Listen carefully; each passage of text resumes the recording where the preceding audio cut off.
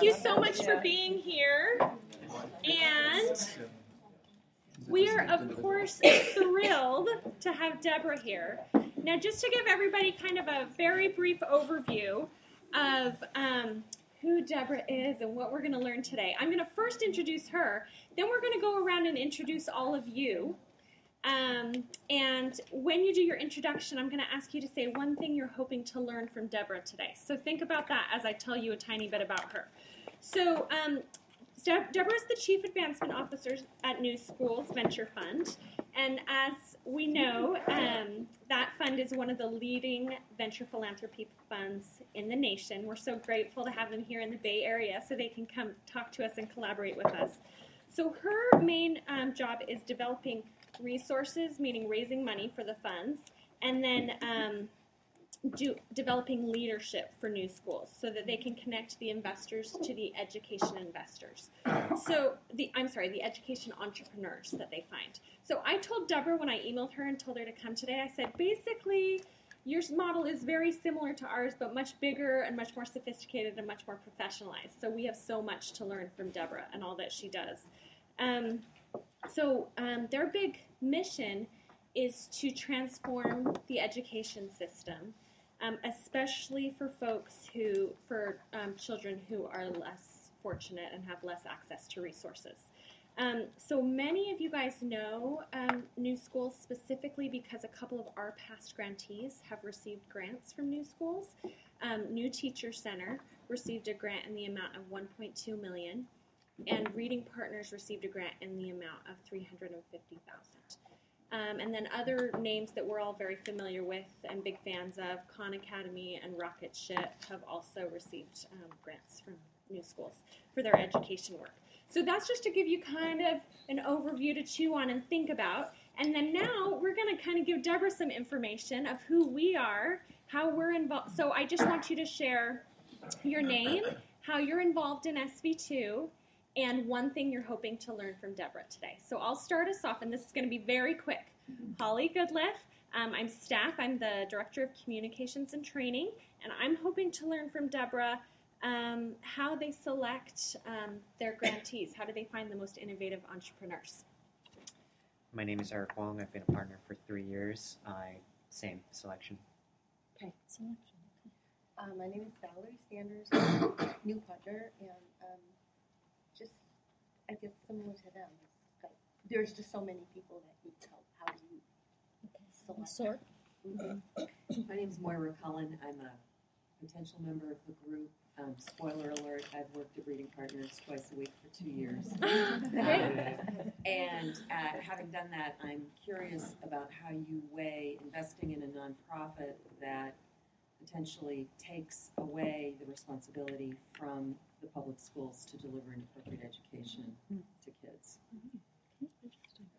I'm Rob Chauvin. I'm co-leading the education grant round this year.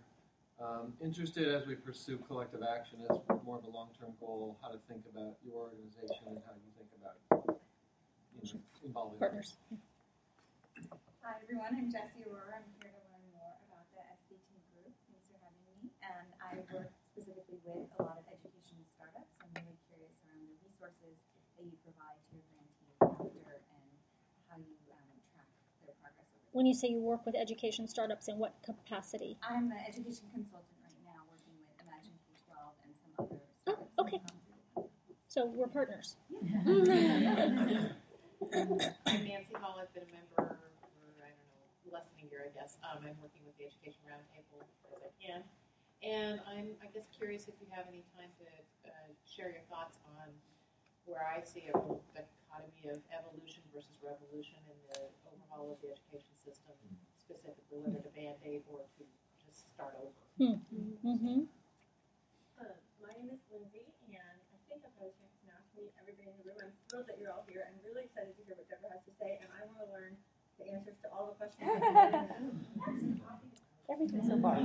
Ditto all that. I want her to get to all of them.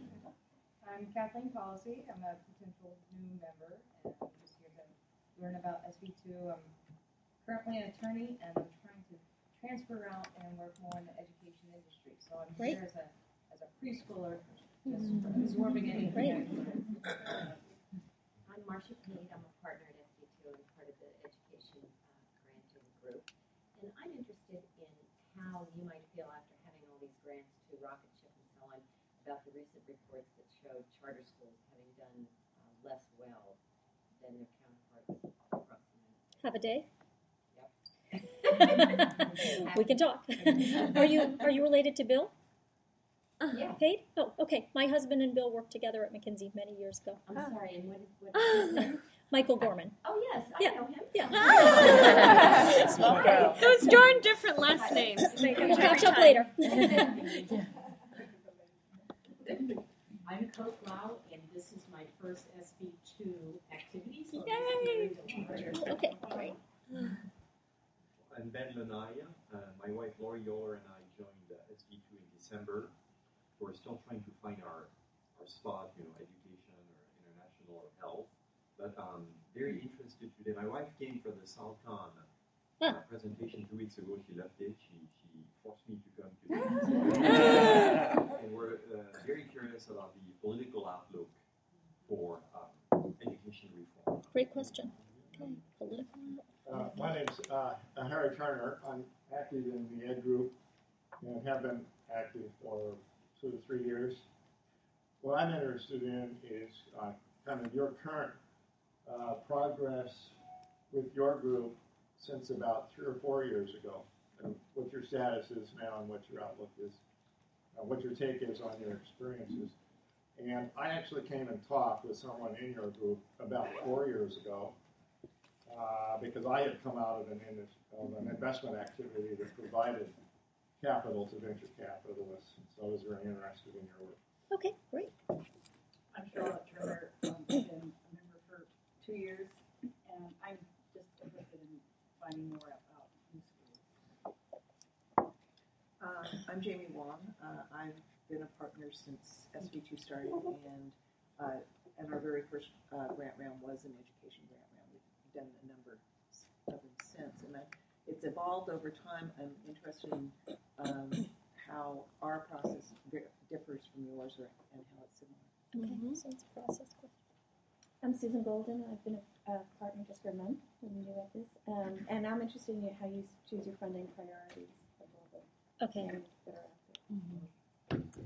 My name is Helen Ingerson. This is my second year in the education grant round, and I'd be interested in knowing what your sort of success criteria are. Being sort of a nonprofit venture investor, what are your investors looking for, and what do you decide makes for a successful investment? You're not measuring sort of the things that a normal VC would measure. Hi, I'm Diane Parnes. I've been in SV2 for, 10 years or so on the board and member of the education grant round. And I'm particularly interested in sort of following up on that outcomes results, how you guys are measuring that for your investors, because you're over a multi-year period. Yep. Great. I'm Dwight. I'm the AmeriCorps volunteer with SV2 staff this year. And I, like some others have said, I'm interested in sort of the dichotomy between more traditional education and emerging sort of Khan Academy types of what they're going to be targeted in terms of funding. I'm Nancy Yu. I've been a partner for almost 4 years, and I guess a good part about waiting to the end is that there's so many good questions. So I'm more than happy. Yes, a ditto. If I can answer all these questions, somebody's going to give me a prize at the end. So going last, that's a lot of pressure. So I'm Renee DeSantis. I'm a potential new member, and my question kind of is similar to Jamie's, I think. So because there's a lot of similarity, not a lot, but there's similarity between the organizations, I'm curious to know more about your historical beginnings and what you've learned as you've grown as an organization, what bumps you came along so that as we're obviously much smaller. Okay, that's actually a great. So why don't we start? Because I'm trying to think of the cascade of these questions, and I think that's a great place to begin. Why don't I tell you a little bit about NewSchools history and where we've how we do our work, what we've learned along the way.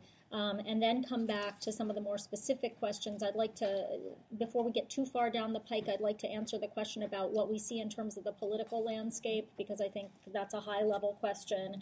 And then we can talk a little bit about charters and, wrap in some lessons learned vis-a-vis charters and where we stand on charters.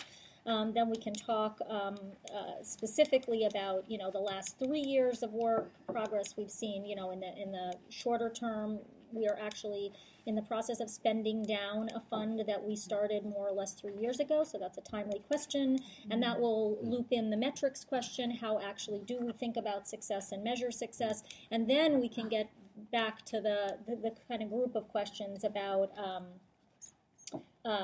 What's our process? Where do we find entrepreneurs? How do we decide? What's our diligence process look like? And then maybe if we have time at the end, we can talk a little bit about what's next for NewSchools, which will bring us to the personalized learning space and the questions around the current transformation and how we see that. Yeah, and I've got an hour. And I don't want to do all the talking, so please jump in, because otherwise I'll feel like I did not come prepared to do a lecture. So, so let me tell you, NewSchools is about 12 years old. I keep forgetting, is it 12, is it 13? We used to say 10, now we say 12. I think it was founded around 1998, so you do the math.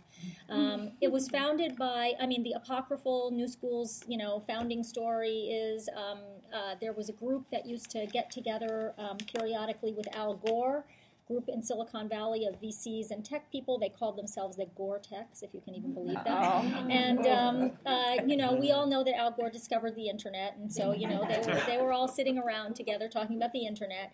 And, John Doerr had actually been doing, and some of the other VCs around the table had been doing a little bit of investing in actually education technology. What the impact of that investing was, it got them into schools, and they were really shocked by, what they saw in schools down in the San Jose area when they went to see, what it looked like in an underserved school, who these customers were going to be that their ed tech companies were going to try to sell to.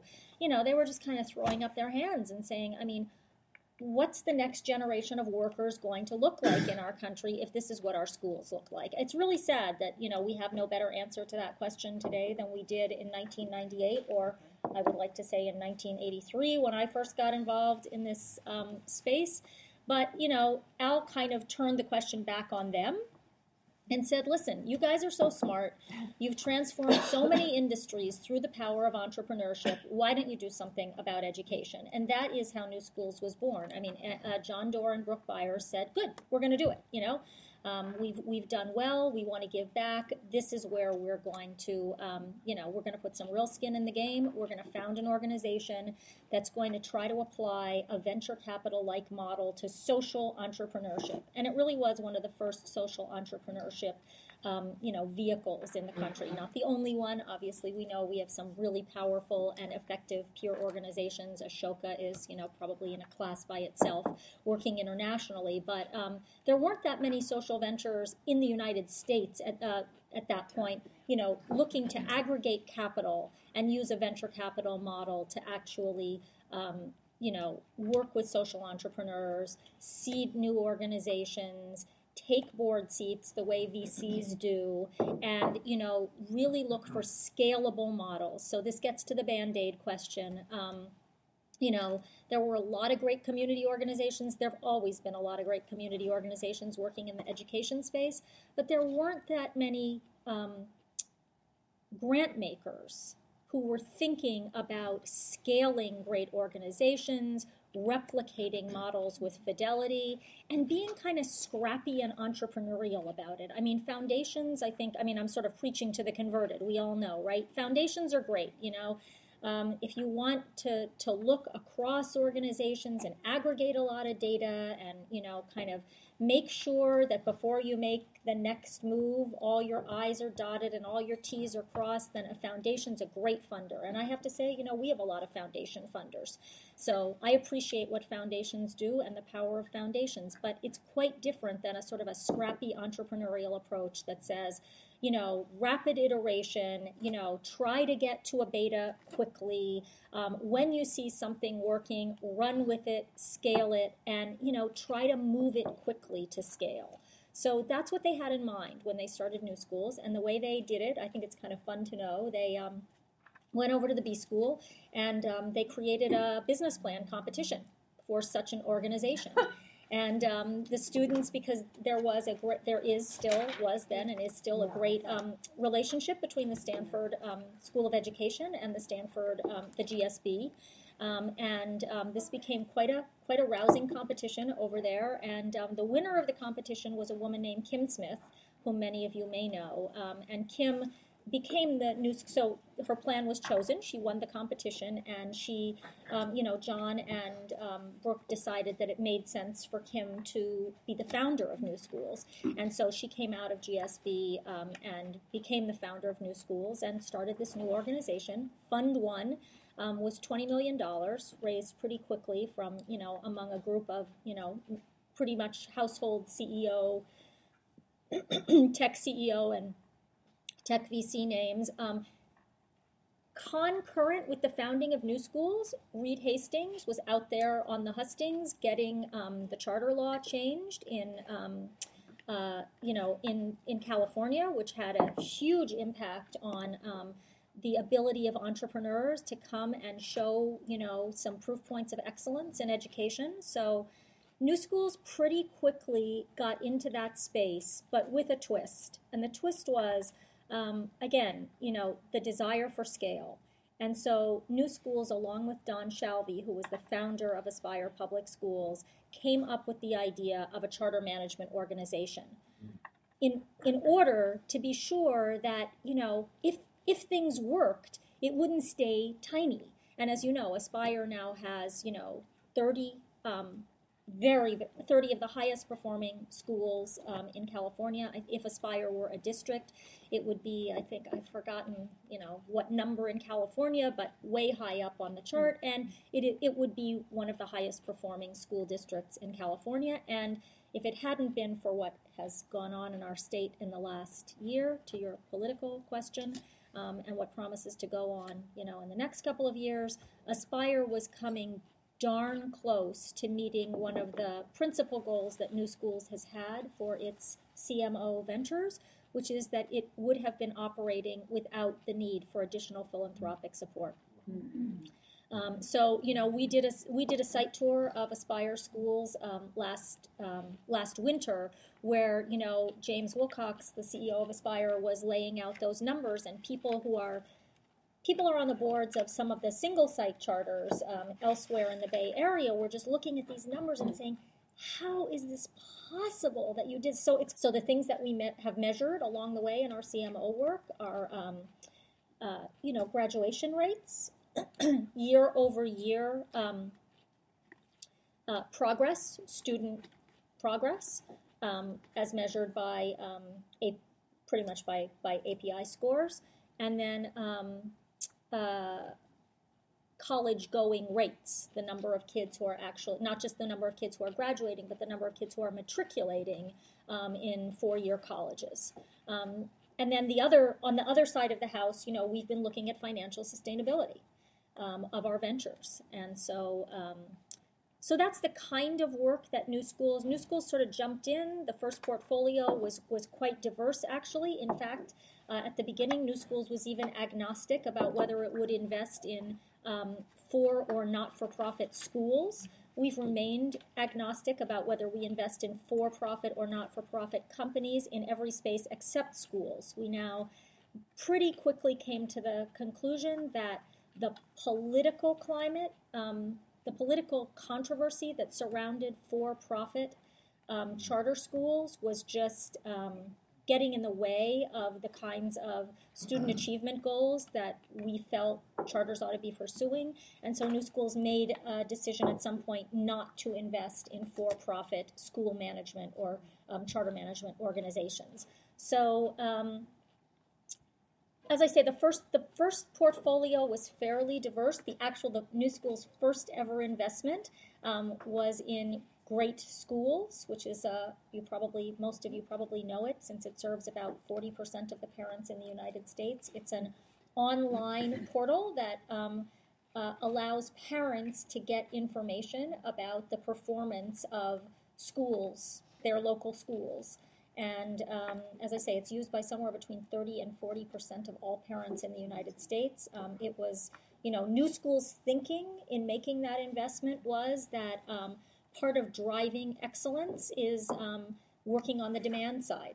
And that if parents have information and if there's transparency and accountability about how schools are performing, parents will be able to make good decisions for their children. And that without that information, they're kind of stuck in that neighborhood school. And so in an effort to drive greater demand for excellence and accountability, New Schools made that investment. So we now talk about our work in 3 buckets. And I think that those buckets are people, meaning human capital, tools, meaning all kinds of technology tools that support and enable teachers, students, and parents to deliver better education, and schools, meaning school designs.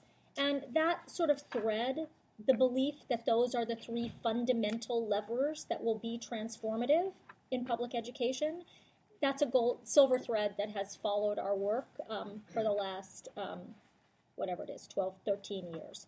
So if you looked across our funds, we're now at the end of our 4th fund. We've aggregated about $180 million of capital. The lion's share of that money has gone into charter management organizations because that's a very capital-intensive activity. We have almost all of the highest performing charter management organizations in the country in our portfolio. New Schools has had a pretty great track record. We have pretty good pattern recognition. You ask how we make our decisions, and I think, I'll talk a little bit in a second about how our team is configured. But, I think the answer is you do this work for a while and you begin to gain pattern recognition. You understand what kind of a team it is that will be able to carry out this mission of starting a new school and bringing it, to the point where it can achieve terrific results and sustain itself over time and grow.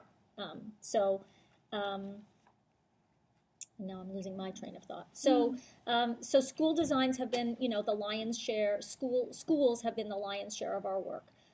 We've also been very active in seeding and sustaining a number of organizations that have really been central to creating a sort of a cohort of really high-performing school leaders, like New Leaders for New Schools. That was actually incubated at New Schools. Very exciting organization. The New Teacher Project was also, New Schools was an early investor in the New Teacher Project. So, the gating factor in the gating factors in the spread and the success of charter schools, 2 critical gating factors have been facilities, the difficulty of and the expense of creating facilities for these schools to operate in, and the human capital pipeline. Like most fields, the need for talent is just almost endless. And, I think most of you who know about charter management organizations, the successful ones really live and breathe talented young people. That's the fuel that fires them. Young people who are willing to get into difficult neighborhoods, kids who have had very little opportunity and give their life's blood all day, every day, 7 days a week for most of them, to making sure that these kids have a different opportunity set and a totally different environment. And there's nothing quite like getting in one of those schools and understanding the culture that's been forged, right? And that culture has been forged through the blood, sweat, and tears of a bunch of really talented, really committed young people. So ensuring that pipeline grows and continues to supply more talented, committed folks has also been a signal focus of New Schools. And when we talk about our work in the Innovation Fund, I'm going to talk about how we've got some ideas about how that's going to change, beginning to change over time. And then tools has been like what we call tools has been the pot simmering on the back burner since the very beginning. Our longtime COO, Joanne Weiss, who is now Arnie Duncan's chief of staff, but had been at New Schools for a long time. She had a life in the tech sector, the ed tech sector herself, before she came to New Schools. And one of the reasons she came to New Schools was because she had this passionate belief that accountability and data-driven instruction were going to be the keys to making our schools, our broken school systems, work. And that if we could build charter schools that were data-driven, accountable organizations, we could prove that if we could bring that kind of a model into the larger system, we would see some different results. And around the time that we were raising our third fund, Joanne actually went out to try to raise an ed tech fund. What she wanted to do was pull together the charter schools whom she was hearing discuss their pain points with some of the early entrepreneurs trying to develop solutions, and basically create a little skunk works where, entrepreneurs would build products to a spec that was being served up by folks in the field doing the work. And by that time, most of New Schools funders were foundations.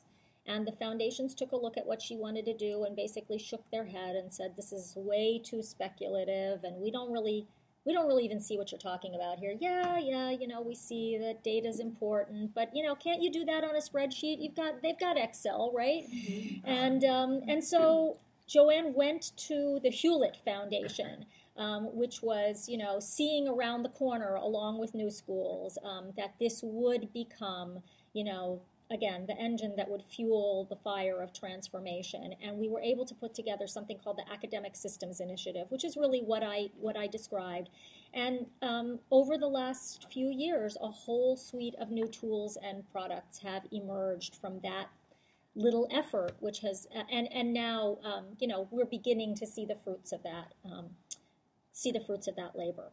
So, Funds 1, 2, and 3 were really about, Fund 1 was really about a little bit of experimentation, but by the end of Fund 1, we were really all in, with the charter, with building charters as proof points of success, really trying to demonstrate the possible. And Fund 2 was very similar, very charter heavy. And Fund 3 took just a little bit of a different tact in that we began to, and I'm going to segue back to this, so we began to say, we're seeing something in working deep in a particular ecosystem, particularly in urban areas where we see the political fates aligned around trying to make some kind of a transformation. And the key to that transformation for us is a willingness to lift caps on charters and make charters possible, and to open a dialogue between a district and a set of charters. Because after all, we all tend to forget, charter schools are public schools. And even though they are accountable in most cases to a charter board, there is an opportunity for a kind of a very rich conversation. And New Schools began by that point to believe that the way some of the really big districts could be transformed was if districts would start to see themselves as portfolios of different types of schools. And so Fund 3 is really the roots of what is now our city funds, where we're trying to bring a bunch of organizations that, that may spring up anywhere in the country together, bring it to ground in a particular ecosystem where, as I say, there's political support at the mayoral and the district and the funder level for transformation. And I know that Strive, you probably all know about Strive, and Strive is, like another iteration on that, focus not solely on education and focus not solely on schools, because we really are laser focused on what's going on in schools. We don't do out of school time at all, for better or worse. We just don't That's one of our filters. But it's a similar kind of an idea that if you can pull together some really powerful actors in an ecosystem, and you can begin to help people see themselves as being in the same business, that is district folks, charter folks, funders, and the political actors in a city, then you can begin to move the needle. And so that was what Fund 3 was really about. Fund 4 we said we're going to pull up a level again because we really see a need to keep that city fund work kind of going along on its own, but to have alongside it a national innovation fund that's going to catalyze the work of more entrepreneurs. And so that's what our current work looks like. We're in the process of spending down that fund. We raised across our 3 city funds, which are now operating in Boston, Washington, D.C., and Newark, New Jersey, and our National Innovation Fund. We have about $75 million, give or take, at work, depending upon how you count it. We've been working very deeply in each of these arenas, sort of people, tools, and schools, to try to seed some great new companies and kind of see where that work was going to take us. And I think we're now at a point where we can begin to talk about what New Schools work going forward is going to look like. So let me talk about that and then stop for a minute and see how many of these questions I've hit on and where I need to double back and go deeper. So what we're thinking about for our next 3 years of work is we're going to double down on personalized learning as the lever that we think is ripest at the moment for investment and potentially the most transformative. And I think the immediate question that comes to folks' mind is, if you look out in the ecosystem right now, there's a whole lot of money flowing into ed tech. What's New Schools as a not-for-profit with a focus on transforming education? What's our unique value add in that space right now? And why are we choosing to double down in that area where there seem to be a lot of other actors? And so we've done a lot of thinking about that ourselves, because that's what you do when you're very strategically oriented. And we've pretty much spent the last year, really trying to understand the answer to that question. And I think the way we see ourselves is, so a friend described our role last week as catalytic capital. We're not, government is not going to come in right now and really make a bet on personalized learning as the engine of transformation. That would be the best case scenario, right? That the government would come to the table and basically say, we need to transform our education system.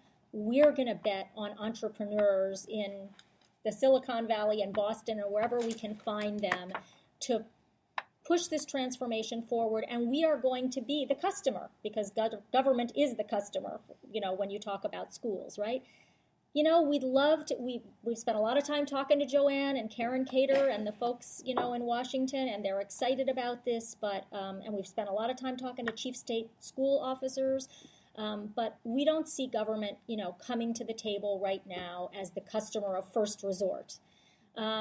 We do see private capital involved, but the conversations, to be frank, that we're having with major VCs are, we don't really see ourselves being able to get the internal rates of return that our funds demand when the demand side is still so screwed up. We can see seed and fund investments, and some of the big VCs are setting up seed funds now and beginning to dabble, but we don't see private capital yet ready to come to. And what private capital? So we had a great meeting in Boston a couple of weeks ago with the folks from the Department of Education, the chief state school officer and the Secretary of Education in Massachusetts, a bunch of entrepreneurs and a bunch of VCs. And their message to us was sort of, let's keep meeting like this, New Schools. This is a great meeting to have. And you keep investing in those entrepreneurs and you keep working on jimmying up more demand and trying to get government to trust that this is actually going to work. And, we're in it with you, but there is definitely a role for you at this point to kind of play the risk taker. And so along with folks like IK12, who are putting private capital in and beginning to really try to find entrepreneurs who can build companies that can be scaled and that can, deliver against these orders, when we can break down some of these political barriers. We're going to be in there doing a combination of convening, trying to change, trying to educate the consumer, which is districts and schools, building what we call smarter demand on that side, and connecting the entrepreneurs in our portfolio and IK12's portfolio and many other partners' portfolios with our installed base of early adapters. And so that's the role we see ourselves playing. We're not trying to be VCs in the sense that, we're not, while we are investing in for-profit companies, we're not doing this in order for New Schools to get rich. We're not returning capital to anybody, just like you. We're aggregating 501c3 capital. There's no capital being returned to anybody. And we're not really trying to pick winners the way that a VC would. That's not the role we've ever played before, though we do hope to have a role in building some transformative companies. I would say the other thing that is really unique about New Schools as opposed to a number of other players in the space is that we continue to be very focused on making sure that the digital divide is not widened as a result of all of this activity. We have a tremendous fear that rich kids get stuff first and poor kids get good stuff never. And we want to make sure that poor kids get this stuff. We want to make sure poor kids get the things that work first, and that's why we love Sal, because so does he.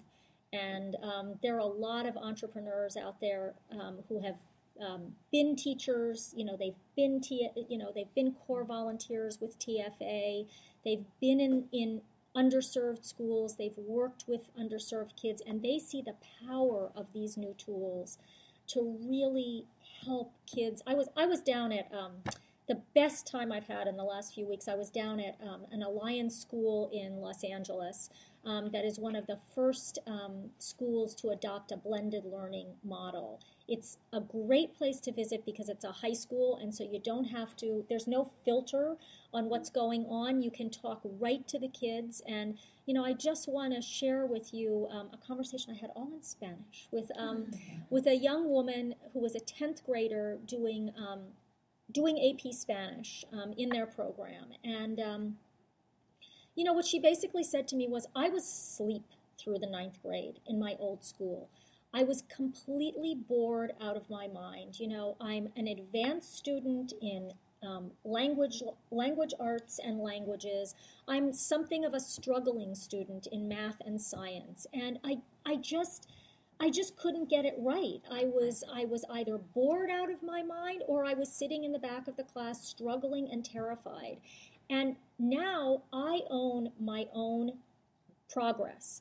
And we had a very granular conversation about what happens when you get in trouble. What happens when you get stuck? Because you're kind of here, in front of your computer. And she was able to talk to me about the way her connection, the way the barrier between her and her teachers has been broken down by these systems, the way she's using her peers to help advance her learning. Is just an incredibly exciting conversation. That conversation was repeated with 4 or 5 6 kids in different classes at different levels, some of them really advanced kids, some of them struggling kids. And so, watching the way that this is happening, that this works, and seeing that we actually can get these tools in the hands of teachers and schools that can provide them to underserved kids, that's where New Schools is going to be, I think, laser focused in this space. And so that's the other part of the unique role that we're going to play. The other two pieces of our work that we've been working on in the Innovation Fund that I would say, one is a kind of on an almost boil, and the other one is still simmering, are a piece of work that we've been doing on alternative teacher preparation. And again, this relates to the transformation that we think is going to go on in schools as a result of all of these new personalized learning tools. Clearly, charter schools already demanded, as I discussed before, a whole different level of commitment and skill. But beyond charter schools needing great human capital, I think that the work that came out of Harvard a couple of years ago, basically showing beyond a shadow of a doubt that the single most important influence on student achievement is a teacher, and that the impact of subsequent years of poor teaching on a student is pretty much insurmountable. The negative impact is insurmountable, has really focused us on the fact that we're just not getting the job done in our current schools of education. We are not producing a generation of teachers capable of moving the needle 1 year for every student in the class every single year. And that's particularly true when we talk about new teachers. Anybody who's ever been a parent, you have the conversation, oh my God, I hope I don't get the new right? I hope I don't get the new teacher. I don't want the new teacher. Well, you know what? The data shows we were all right. You don't want the new teacher. It's a rare new teacher that has the ability to get into a class and really move the needle. And given the demographics, we have this amazing demographic shift that's about to take place in the teaching profession. We are going to need hundreds of thousands of new teachers over the next few years. We better learn to train them. And we better learn to train them so that they want to stay in the profession, so that they feel supported in the profession, so that they feel successful in the profession. All the good stuff that goes on in any good company, right? You don't set people up to fail. You set people up to succeed. And it's doubly true when the stakes are the next generation of children's lives. So, alternative teacher preparation. What's it going to look like? We don't know, but we've got some bold experiments going. We've got some residency programs going. We've got the work that the New Teacher Center is doing to support new teachers through all sorts of new online efforts. We partnered with them to do the strategic planning work on their new online modules that they're just beginning to pilot. As I say, we've got a bunch of residency programs going on. We're heavily invested in the Relay School of Teaching, which is the first of what we hope will be a series of charter schools of teaching, that is, schools of teaching happening outside the higher education establishment. And then we've got actually an amazing convening going on called Learning to Teach that has managed to bring together the entrepreneurs who are trying these new approaches with 2 or 3 very forward-looking schools of education that are thinking out of the box and saying, you know what, maybe we're not getting the job done and we need to think about how to do this differently.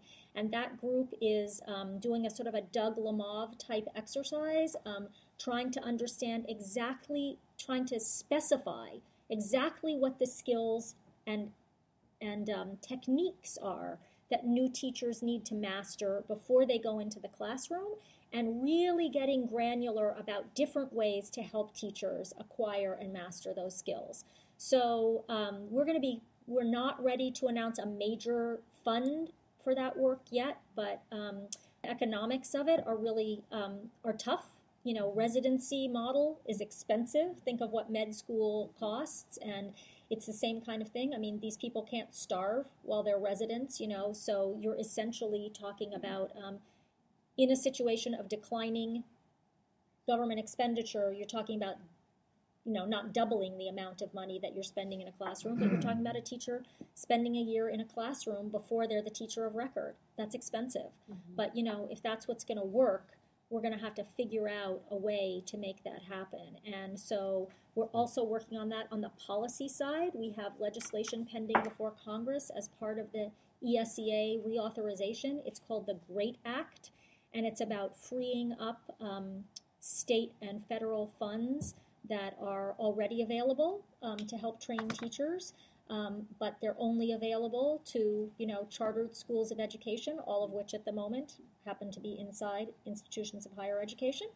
And we're trying to free up some of those dollars to flow to these new types of schools of education.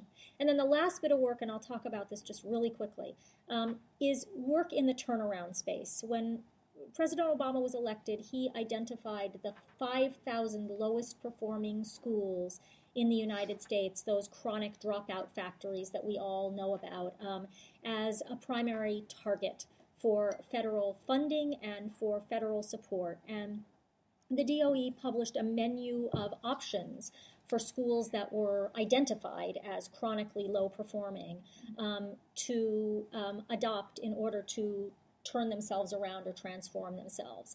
And we saw an opportunity for entrepreneurs to get involved in that activity. And by entrepreneurs, we once again mean fully accountable school management or charter management organizations that would go in, take those schools over, establish an aligned culture of high expectations for adults and children, and work to turn those schools around to high-performing schools. So we've had we know of a number of entrepreneurs. We had been working in that space. We were initial funders of Green Dot in LA, funders of Mastery in Philadelphia, and funders of AUSL. And then there's also a really terrific group down in New Orleans. So there have been 4, 5, 6 of these organizations that actually specialize in going in and taking over a school. And when we say take over a school, we mean everything changes except the students sitting in the seats. They literally are teaching the same students who were failing the year before.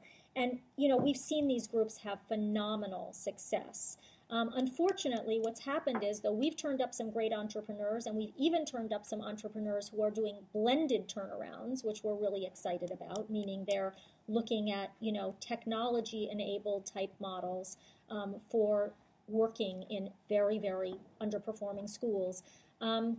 Most districts have not chosen to partner with independent school management organizations. So where we've been able to find partners for these great entrepreneurs, we have made those marriages, and we have some experiments going. But we had hoped to invest a lot of money in that activity over the last few years, and the opportunity, because the barriers to entry have been so high, have not just been there. So we've got actually 2 entrepreneurs opening schools in Detroit in the fall, and we're very excited about that. And another entrepreneur that opened a school in Brooklyn this fall, and another one in Boston this fall, and another one in New Orleans. But, that's still small potatoes compared to, what we'd like to. We would like to find entrepreneurs to take over every single one of those 5,000 schools and just, and just blow it out. But that opportunity has not presented itself. So, I'm going to stop. Go you! And ask you to just start lobbing additional questions or comments. I have a question for you about that you say you measure student progress. A lot of the schools that we dealt with are like charter high schools that pick out kids who are underperforming in low-performing schools. So their API, Downtown College Prep in downtown San Jose, yes, goes specifically for the 2.0 or worse students from Burnett and like other schools. So every year you get a new crop of kids coming in with low API scores. Are you tracking student progress as individuals or for the school score as a whole? Because if you're always going for the low... Both. Yeah. Both. Yeah. So up until now, I mean, we're kind of moving out of the charter space in everything except for our city funds, but we have a fairly sophisticated data management system that we created for tracking progress in our charters. I mean, we've even been tracking retention as a measure of progress. So we have definitely tracked individual student progress. I know what you mean. You know, you can keep your scores. You can, if you're only looking at the delta and you're always, you know, bringing in the low you're always well, except that, you know, I have to say that I'd rather bring in the low performers and help them to improve than do the opposite, which is a charge often lobbed at the charter movement that charters cherry pick and that they don't take the lowest performing students.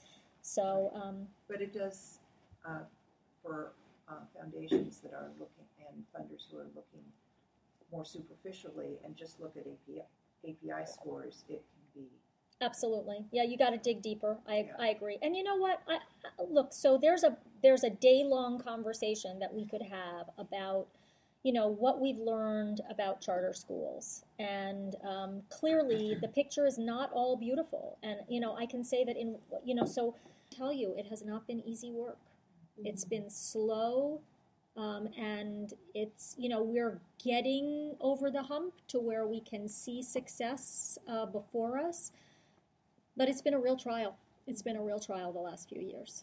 So it's work out there to be done. And part of that work, by the way, is working with the charter board, back to our political question again, to close down low-performing charters, just like we want low-performing district schools closed down. We do not want poorly performing charters. That charter should be revoked. That was the whole idea, right? Fully accountable. Well, accountability doesn't mean anything if you don't close the school down. But where we do see opportunities to strengthen those schools, we're trying to capitalize on them and support them. You were first, and then I'm curious Susan. if anyone in the group is looking at relationships between teacher salaries and the correlation between retaining good young teachers, or even almost more importantly, taking the best and the brightest from undergrad programs, and how the salary correlates to, you know, what do they pick for a career? So, yeah, it's a great question. Especially if career trajectory. Yeah. So the best organization in the country doing that work is the New Teacher Project. They're doing an amazing job, and they've been working with us in Washington, D.C., where, I mean, this was a pretty fascinating situation. So as you know, the union agreed with with Michelle Rhee, to go for a performance-based compensation system in Washington, D.C., which also meant that our charters were suddenly in a situation where they had not budgeted for keeping pace with that kind of a system. And so we had to bring in TNTP to try to figure out what the charters in the work we're doing down there were going to do about this. It was a significant challenge. So we've been working with TNTP there. We're working with TNTP in Newark, looking at an overall talent management system, and compensation obviously is always part of a talent management system.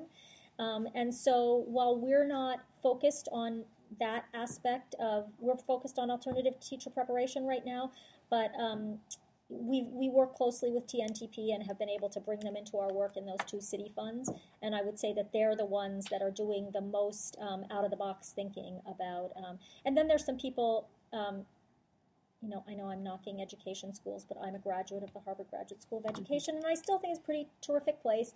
And there are some economists up there, Richard Murnane, who came from Yale many years ago and is a professor of economics at Harvard, has done some pretty serious thinking about what it's going to take to really catapult the profession of teaching to the point where we will be able to retain the best and the brightest in the, I don't think teachers, I'll tell you, based on the conversations I've had with people, teachers are never going to get paid like investment bankers or consultants. Part of what I can share with you about TNTP's work, which I've found really interesting, is that that's not the goal of most people who go into teaching. They want to be able to buy a house. They want to be able to have a, set aside money for retirement. They are not looking to get rich. They have a lot of other motivations, and the single most predictive factor of whether a teacher will return year after year are working conditions and resources available to them, which include PD, but are mostly about whether they're being supported in the classroom by an outstanding instructional leader. It's really interesting data that they've come up with. It's really about that isolation factor. Again, I gotta say, I think the whole ball game is going to be changed. So let me give you 2 examples of how I think all that's going to change. So we have 2 ventures in our portfolio that I think are sort of poster children for how teaching is going to look and feel different. One is called Better Lesson. Better Lesson is a social network for teachers.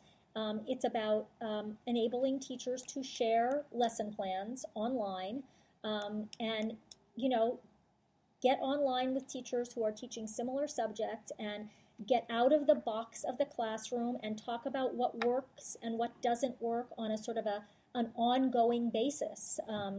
It's gone viral. It's attracting. I literally can't keep track of what the weekly tally of users is, but the power of Better Lesson to spare teachers the kind of isolation that they were feeling is really amazing. And then the other thing that I think is really cool is an organization called New Classrooms that was previously called School of One in New York. Maybe you know about it because it was a Time magazine, social venture of the year a couple of years ago. And what I think is cool about School of One, which is really about it's about breaking up the classroom and offering the teacher a chance to be more of a mentor and a coach than a deliverer of information. And so I think the whole role of the teacher is going to change. The way School of One works, the math curriculum is delivered in a series of stations. Anybody who's ever been in a good preschool, remember how our kids had, moved from station to station in the preschool? Well, that's the way Joel has the instruction being delivered in math. So it's very similar, by the way, to what you'd see if you went down to the school I went to in LA. So a certain group of kids is working with a teacher, another group of kids is working with their peers, and a third group of kids is working independently. And there's different roles for teachers in each of those stations. And it's really offering teachers a chance to do their best work, to kind of pick and choose which modality they like to work in. Joel talks all about how the kid is driving the modality of instruction for themselves, but if you really step back and look at the model, it's really offering teachers a chance also to choose the modality in which they feel most skilled and most comfortable, and to work with their peers, because there's more than one instructional professional in the classroom, and to work with their peers to kind of divide up the work based on how they're most comfortable and what's most fulfilling for them. So I think teaching is going to change a lot, and I think it's going to be tough to come up with a compensation system. I mean, that's going to be a real discontinuity and a real disruption, and it's going to be tough to figure that out. You were next. To follow up on the compensation question, because that was mine as well. Has anybody done the outrageous and done an experiment where you pay a teacher $200,000, the starting investment? Yeah, Ted and I like to talk about the $1 million teacher. When are we going to have the $1 million teacher? That to see, yeah, there have been a couple of experiments like that. I mean, there's certainly, I think there are numerous experiments. As I said, in New York, they got. I don't know, but I know there was somebody who was paying huge amounts. I'd have to ask TNTP. I mean, there was one charter school in Harlem that was doing that, but in the 90,000s, and I didn't think that was enough to get your best and brightest. It was coming out. So I was wondering, did somebody with these kind of funds that I mean, the best and the brightest are competing to get into TFA. I mean, it's like war. I mean, there's McKinsey and there's TFA, and it's but, really. But I'm wondering if you could blend the two and say, and then start them out, and then they're addicted to a profession they like, and then but that's not what, like you were saying. That's not really why they want to do it. I think what you're talking about, the residency thing and the medical model, that's a much more functional model for most teachers, where the instructors are the point of the institution, and the administrators allow them and enable them to do what they do. Right. Doctors are the reason that there's a hospital. The medical people that are running the hospital are running it for the doctors. It's not like the doctors are the factory workers, and the administrator is bossing them around. And so most teachers get into a situation, if they're really good and really creative, they're being told what to do by the principal, and they hate it. I have had that experience, and I've seen were you a teacher? Yeah, in a public school, but just watching these people who've been doing this for 30 years, going out of their minds, spending all their own money, buying their supplies, being treated like idiots by the administrators, and it was just horrible for them. Yeah, so they were dying to do their best work. They were trying, but they were constantly being treated like factory workers. Yeah, it was just horrible for them. So the idea of the residency model. I thought that was I was thinking recently about the medical model and how much more adaptive that would be for most teachers. But then that's also what you were talking about, the lesson plan thing. Wouldn't that be what feeds into your personalized instruction to somehow capture the intellectual property of the people that are doing it well and replicate it? Yeah. I mean, what Saul Khan is doing is sort of, you can't find one of him on every street corner, where he can modularize the math curriculum into the stations you were talking about so people could proceed through it in a logical way. That's not easy to do. Right. I almost think that because it was so easy for him, he thinks, oh, that's a piece of cake. Yeah. Well, maybe for him in math and science, but that's tough to do. Well, the big question is how to leverage. There are more than one Sal out there, as you say. Yeah. But what if you pay them? What if you give them the right to their intellectual property? So Learn Zillion is going to do that. We have a new venture that we just invested in Washington, D.C. that's going to do that. They're trying to pull together a dream team of teachers and get them to put their best lessons up on video, and they are actually paying them. And a lot a of royalty or one time. I think they're working that out. I mean, they're having to open source that and have some sort of. So that's the idea. Yeah, not just like one dream team, but open source it so teachers could compete, and then there could be some way of assessing. They're thinking about this is the great way to do it, and then everybody go, "Ooh, I'm going to try that." So should I connect you to them? Sure. You're lucky because the round just closed, so nobody's going to ask you for money for at least 2 months, But I mean, if you could pay the people that are really good, if you could allow them the fruits of their intellectual property, then that is a way of getting teachers paid more if they're good at what they do. Yeah. We just had a conversation about this in New York a couple of weeks ago with a bunch of A-level CEOs, and they were excited about that idea too. And that also solves kind of the silo process where like each new teacher has to reinvent the wheel from scratch. Yes. And then when a teacher retires, all the stuff they've ever done dies with them. Goes away. Yes. It's just no other profession works like that, where every single person has to reinvent everything from the beginning all over again. So we run good at that. Yeah, so we run a. Most of you probably know that we run a huge conference every year called Summit, where we bring our whole portfolio together, and I don't know, it used to be kind of like a little family meeting, and now 900 people come, we've been trying to get Atul Gadwani to come and speak because he's been so eloquent about what actually isn't happening in the medical profession anymore in terms of the transfer of knowledge, and we wanted him to come and talk with us about this extraordinary transfer of knowledge. Did you read the article that he did in the New Yorker a couple of months ago about how so the clinical model is great for getting doctors trained, but it doesn't follow a doctor through his career, and he decided at one point in his career as a surgeon that he was slipping and that he needed to bring in peer reviewers. And so he basically asked some of his peers to come and watch him. And I think it was a retired doctor whom he asked to come and watch him. And, he pretty quickly learned what it was that he was doing that just wasn't working for him anymore. It was an extraordinary story. He's an extraordinarily brave and thoughtful person.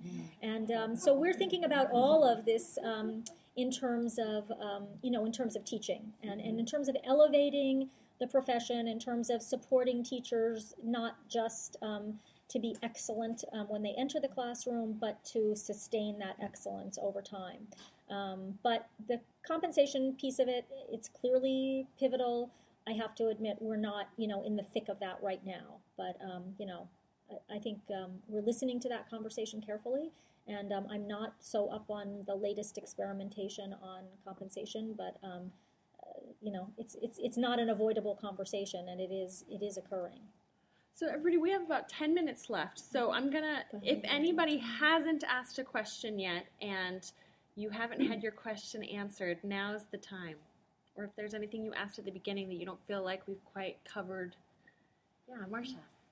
You talked about the low-performing charter schools should be closed, but in your mind, what would be the top couple of things that make that happen where the charter schools are not succeeding? What's going wrong? Wow. You know, that's a great question that I'm not sure I can answer. I mean, there have been a couple of studies, and I've focused on, you know, sort of what they say about who's not performing. I would imagine that a lot of it has to do with, you know, an inability to get somebody at the top that can really create the kind of accountability system that we see making the high-performing charters work. You know, it's all that alignment around systems, curriculum, expectations. You know, a lot of charters just aren't in that space. I mean, that's not, some of them are just not about that. The ones that work are.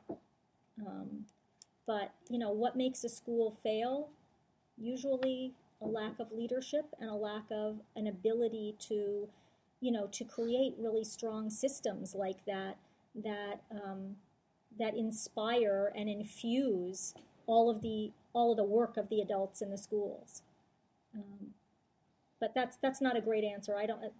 That's not really my expertise specifically. So you know, if that's something you're really interested in, I can point you to a couple of studies, and I can introduce you to a couple of my colleagues who have spent years. You know, my colleague Jim Pizer, who's in Boston, you know, wrote the charter law in Massachusetts and is really probably has the strongest pattern recognition of anybody I know in terms of, you know, who's going to be able to create and sustain a successful charter school. I have a question that relates to what you were talking about with training this new wave of teachers, with obviously so many more experienced teachers cycling out of the profession. And this may be too anecdotal or personal to this group. I know a number of people with advanced degrees, my sister's one, who at age 40, 50, whatever, decide they would actually like to go back and teach school. So you have a master's in mechanical engineering from Dartmouth, you live in New York, you took a lot of physics and computer science, you want to teach math to high school kids because your own kids have gone through school, and it's kind of, and it's that calling, it's that, you know.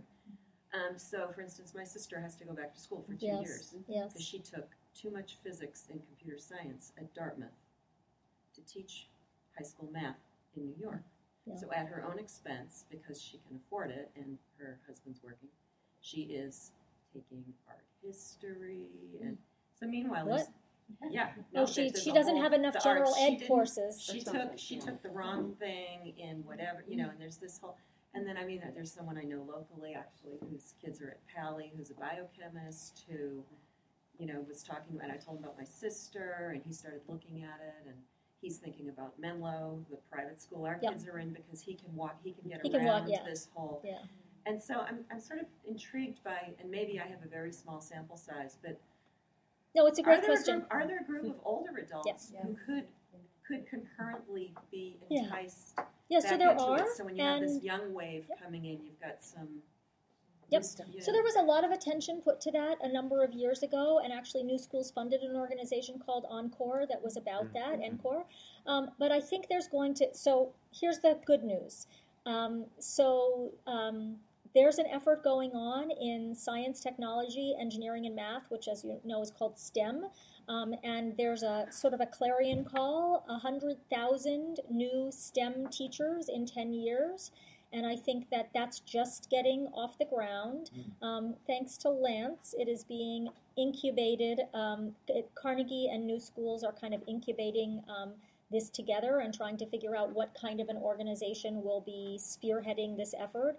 And I think that that's going to be addressing your question clearly, frontally, because we know that so many fabulous people like your sister fit that profile. But, I mean, my sense. I can't do anything for you this week. No. And my sense, though, is that those people are out there, and it would be an interesting partnership with this wave of young people who are going to be in the classroom. Absolutely, and it's good that not all of those people want to develop ed tech companies. Some of them just want to go in the classroom and teach. They actually want to teach. Yes, it's that thing. Yes, but because they are tech savvy, they will be ready adopters of new technology solutions, which is very exciting. Having more of those people in the classroom will be, you know, just a win-win in every way.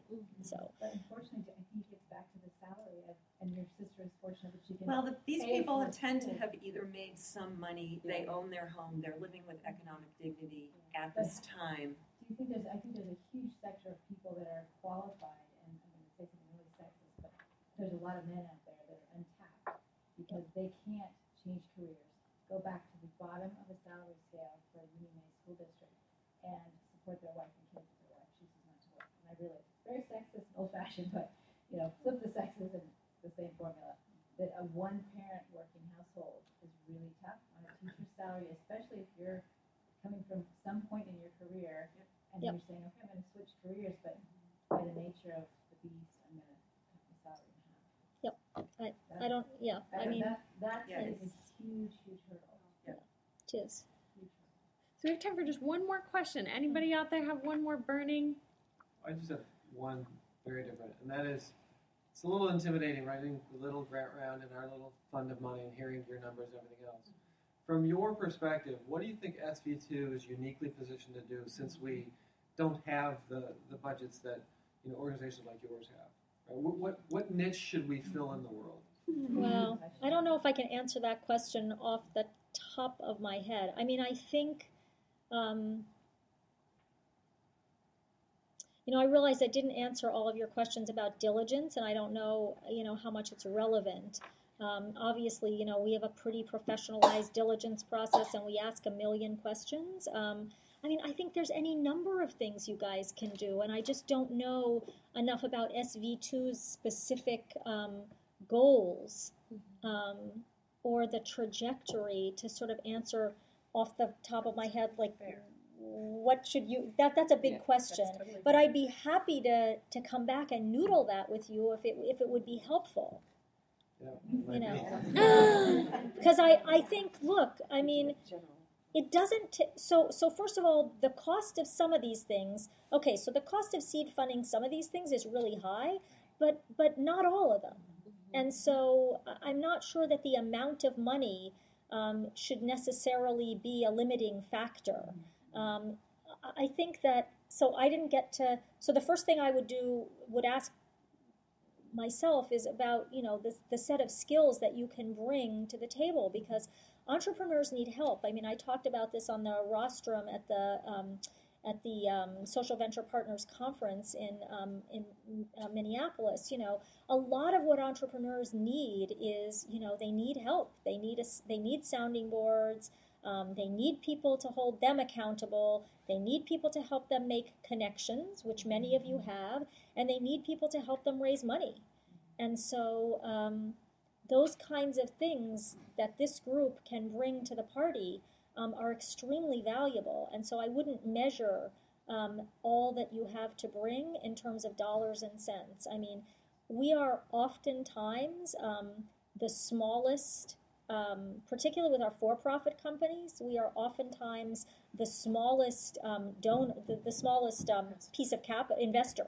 We're definitely not, in many cases, leading the round. In some cases, we're 1/10 of the lead investor's investment, but our participation is sought because we bring other things to the table. And I would always think, you must have a pretty amazing skill set around this table, and so I'd lead with that as I try to think about, my unique value add. But I don't know if you're determined to have a certain impact on your local community, or, sort of what your parameters are going in. I think buried in your answer is something that I think you take for granted, but I think is a word that I think we should think about very clearly, and that's entrepreneurs. You keep saying entrepreneurs.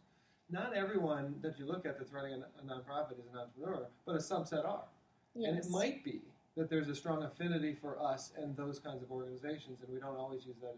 We may unknowingly use it as a filter, but maybe over time, Silicon Valley, that is, I think, part of who we are, and those people, because they are either really good at one thing, tend to have some deficits. Any entrepreneur tends to have that. That's what the pool of advisory services that we can provide often does. Yeah. Is they're really great at what they do, but they couldn't do this to save their life. But you know what? We got a guy who can do that, or a woman who can do that, and we can help. Right, and if you're going into, you're right. So I'm kind of laser focused on entrepreneurs because that's what we do, and I guess I made the mistake of thinking because you're here, that's what you do. But yeah, so if you're going into an organization that that's been around for a while, I mean, it's the same thing. You try to figure out what the pain points are, what they're struggling with, what is keeping them.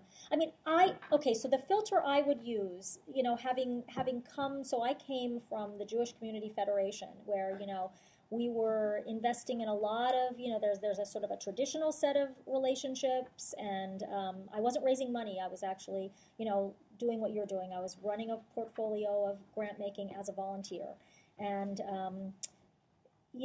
I finally got to the point where I really came to believe that investing in projects at organizations, made no sense, that you wanted to give general operating support, and you really wanted to look at organizations that had a scalable model and that had the wherewithal on their team to scale that model, or at least who you could marry to another organization that could provide them with the wherewithal to scale it. Because the kinds of problems that we have in education, it's just, you just don't want to give your money to somebody that's not going to scale. We've got to get some scale to these solutions, or we're going to be sitting here again 10 years from now, asking like the Gore-Tex, like how are we going to do it? So I think urgency, I would counsel urgency, a sense of urgency that leads you to try to find organizations that